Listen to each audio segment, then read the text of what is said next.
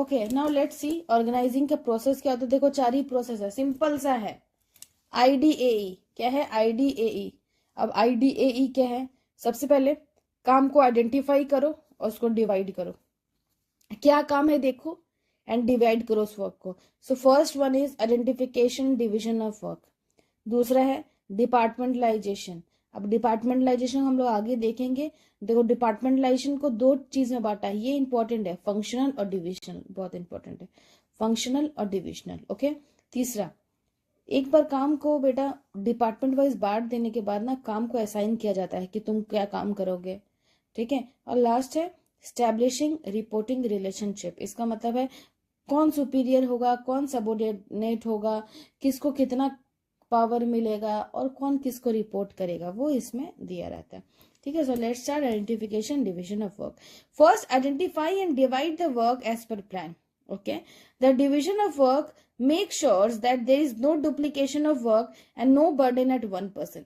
देखो सिंपली है बेटा, एक काम को अगर एक ही आदमी कर रहा हो, मान लो एक छोटा सा काम है और उसको एक ही आदमी कर रहा हो तो ऑब्वियसली वो काम अच्छा से होगा। अब एक छोटा सा काम है उसको 10 लोग कर रहे हैं, ठीक है, तो क्या होगा? डुप्लीकेशन ऑफ वर्क होगा ना, टाइम वेस्ट हो जाएगा ना। एक काम को मैं कर रही हूँ, पता चला वो मैनेजर दूसरे आदमी को वही काम दिया, तो वो डुप्लीकेशन हो जाएगा, ठीक है। तो ये देखना, ये एक काम को एक ही आदमी कर रहा हो या फिर एक ग्रुप कर रहा हो, ठीक है, और कोई भी आदमी के ऊपर बर्डन नहीं होना चाहिए, ठीक है। जो मैनेजर होता है बेटा वो काम को ना स्मॉलर यूनिट्स में डिवाइड कर देता है ताकि काम जल्दी हो, अच्छे से हो, परफेक्शन के साथ हो।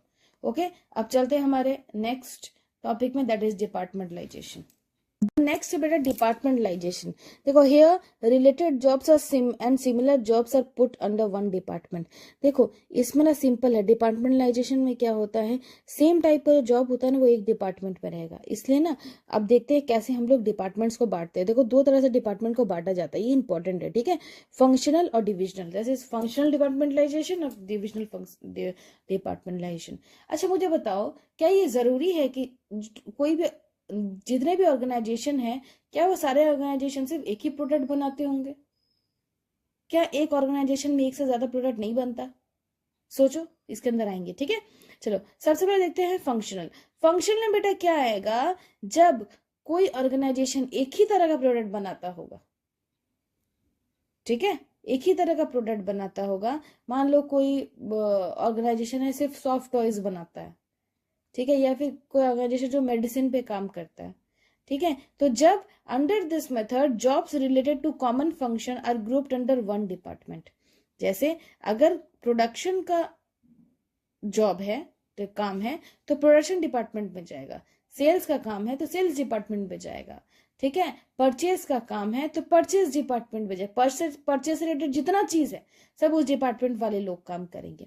लेकिन डिविजनल में क्या होता है, जब ऑर्गेनाइजेशन जो है एक से ज्यादा सामान बना रहा हो, ठीक है, जब एक से ज्यादा सामान बना रहा हो तो कैसे बटेगा, ठीक है। So when an organization is producing more than one type of product then they prefer divisional department. Okay, example, अगर एक ऑर्गेनाइजेशन टेक्सटाइल, क्लोथ्स, मेडिसिन तीनों पे काम कर रहा है, then the job related to textile. देखो अब टेक्सटाइल में भी तो प्रोडक्शन होता होगा, सेल्स होता होगा, फाइनेंस होता होगा, मार्केटिंग होता होगा, ह्यूमन रिसोर्सेज होता होगा, ठीक है, और भी बहुत सारे डिपार्टमेंट होते होंगे, तो सब एक साथ काम करेंगे, मतलब टेक्सटाइल वाले टेक्सटाइल का काम करेंगे, ठीक है। मान लो मेडिसिन है तो मेडिसिन को सेल करना, उसका प्रोडक्शन करना, उसको बेचना, उसको बनाना, ठीक है, फिर उसका फाइनेंस देखना, उसका मार्केट देखना, तो वो सब एक डिपार्टमेंट के अंदर आएगा, एक ग्रुप के अंदर आएगा, उसको बोलते हैं डिविजनल।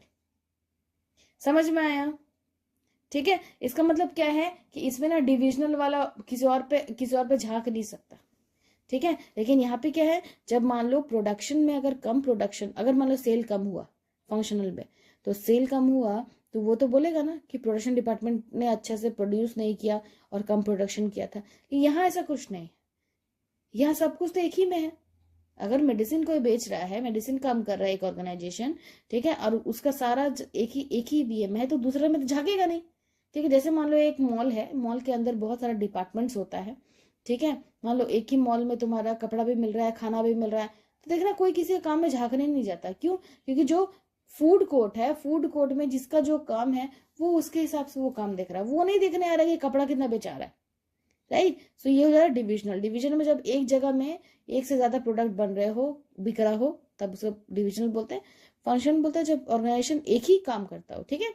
अब आता है बेटा, जैसे अब डिपार्टमेंट वाइज आपको समझ में आ गया होगा कि फंक्शनल होगा कि डिविजनल होगा। अब आते हैं असाइनमेंट ऑफ ड्यूटीज में।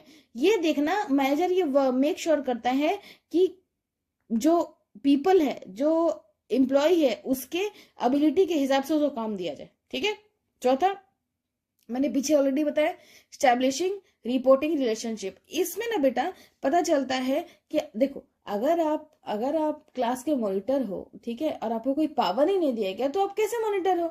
आप तो कुछ नहीं कर पाओगे, राइट। तो इसका मतलब क्या है कि जब भी जो रिपोर्टिंग रिलेशनशिप होता है, इसमें जो भी लोग काम करते हैं ना, ऑर्गेनाइजेशन में जितने भी लोग हैं, उनको थोड़ा थोड़ा पावर दिया जाता है ताकि वो अपने हिसाब से थोड़ा काम कर सके। अगर वो अपने हिसाब से काम नहीं करेंगे, उनको एकदम स्टिफ में बांध दिया जाएगा, तो वो कोई तो डिसीजन भी नहीं ले पाएंगे, कोई काम टाइम से कर भी नहीं पाएंगे। इसीलिए in this step individual has given some authority to perform their job. Okay, the assignment of authority results in creation of superior and subordinate relationship.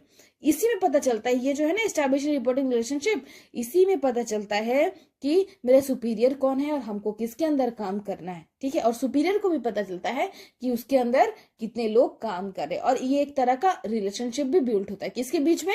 Superior और सबऑर्डिनेट के बीच में। समझ आया? ठीक है। देयर आर 4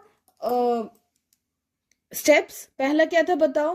पहला था आइडेंटिफिकेशन डिवीजन ऑफ वर्क, दूसरा क्या था? डिपार्टमेंटलाइजेशन, तीसरा है असाइनमेंट ऑफ ड्यूटीज, और चौथा है स्टैब्लिशिंग रिपोर्टिंग रिलेशनशिप। ठीक है, ये हो गया आज के लिए। अब नेक्स्ट वीडियो में हम लोग इसके और भी बहुत सारे टॉपिक्स है वो देखेंगे। चलो बाय, टेक केयर, पढ़ो अच्छे से बेटा, एग्जाम्स बहुत सामने है। चलो बाय।